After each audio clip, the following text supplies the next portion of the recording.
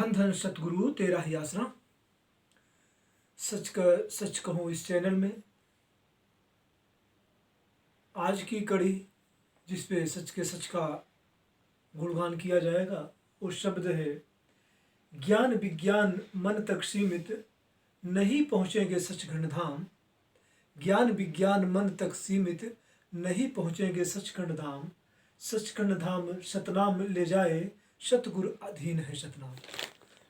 साथ संगत जी, ज्ञान विज्ञान ये दो चीज़ें हैं जिससे इंसान दुनिया में रह के धन वैभव इज्जत शोहरत मान मर्यादा अपने नाम की कमाई कर सकता है, नाम कमा सकता है, अपना नाम करवा सकता है कि फला आदमी ने मिसाइल बना दिया, फला आदमी ने रॉकेट बना दिया, फला आदमी ने चांद पे पहुंचा दिया, कंप्यूटर सुपर कंप्यूटर ये सारे कंप्यूटर बना दिए, सारा कार्य कर दिए। तो ये किसके देन है? ज्ञान और विज्ञान की। विज्ञान की बात करें तो जैसे किसी चीज़ पे सर्च किए, वहाँ तक पहुँचे और उसकी खोज कर डाले। जैसे साइकिल की खोज कर डाले, बल्ब की खोज कर डाले, और तरह तरह के मशीनें हैं और तरह तरह के आइटम जो तैयार किए इंसान ने वो विज्ञान के द्वारा किए। रिसर्च करके, खोज करके, मेहनत करके कई कई साल बीत गए, पूरी उम्र बीत गई उस चीज़ की खोज कर पाए। तो ये विज्ञान है। और ज्ञान, अध्यात्म ज्ञान की बात करें तो बड़ी ऊंची बात है, परंतु जो ज्ञान की बात है, जैसे कुछ लोग हैं किताब को पढ़ के, वेद पुराण को पढ़ के अपने ज्ञान की काट छाँट करते रहते हैं, तो वो किताबी ज्ञान हो गया। तो ज्ञान विज्ञान मन तक सीमित। तो जो ये ज्ञान है, वेद को पढ़ के, पुराण को पढ़ के, रामायण को पढ़ के, गीता पढ़ के, बाइबिल पढ़ के, कुरान शरीफ, कुरान मजीद पढ़ के, गुरु ग्रंथ साहिब पढ़ के या आध्यात्मिक सारी बुकें पढ़ के वो ज्ञान अर्जित कर लिया, अंदर में उसका दरवाज़ा न खुला, 10वां द्वार न खुला, तीसरी नेत्र न खुली। तो इस तरह से वो ज्ञान और विज्ञान जो वर्णन में आया मन तक सीमित, ये मन के दायरे में है, ये मन के नीचे नीचे काम कर रहे हैं। मन इन पे हावी है और मन इनका बादशाह है।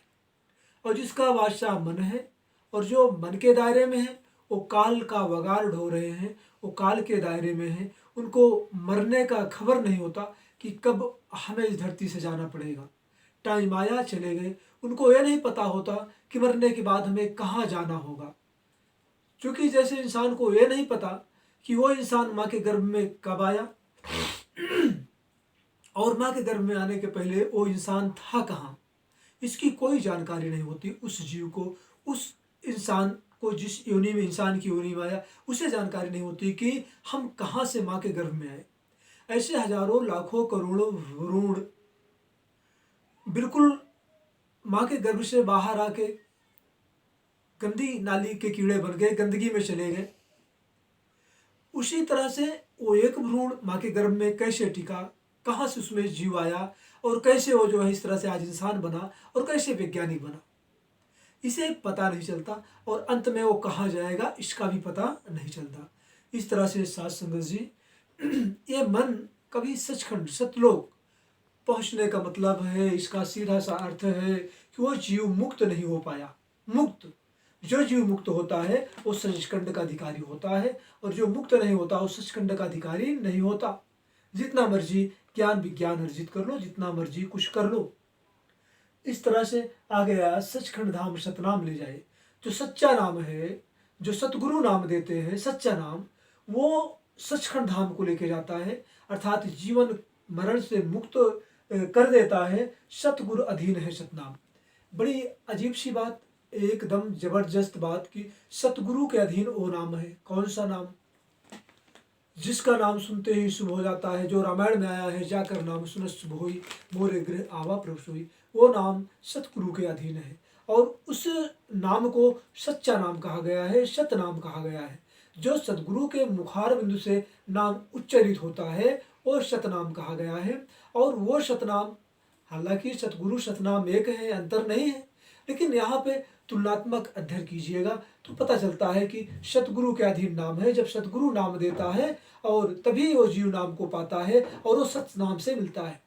तो ये नाम की महिमा बहुत बड़ी है और जिसे नाम मिल गया उसे नामी मिल गया, उसे कुल मालिक मिल गया, उसे सतनाम मिल गया। अर्थात सतगुरु अधीन है सतनाम, अर्थात वो कुल मालिक, वो परम पिता परमेश्वर, सारी सृष्टि को बनाने वाला, वो ओंकार, वो वाहिगुरु सतनाम, वो गॉड, खुदा, रब, अल्लाह, वो जो है सबका मालिक है और वो सबको बनाया है।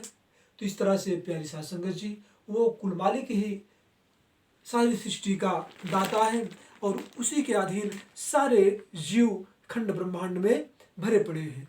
तो इसलिए आज की कड़ी का जो भाव मतलब ये कि सभी जीवों को नाम लेकर, सतगुरु से नाम लेकर भक्ति करनी चाहिए, क्योंकि सतगुरु ही जीव को मुक्त करता है।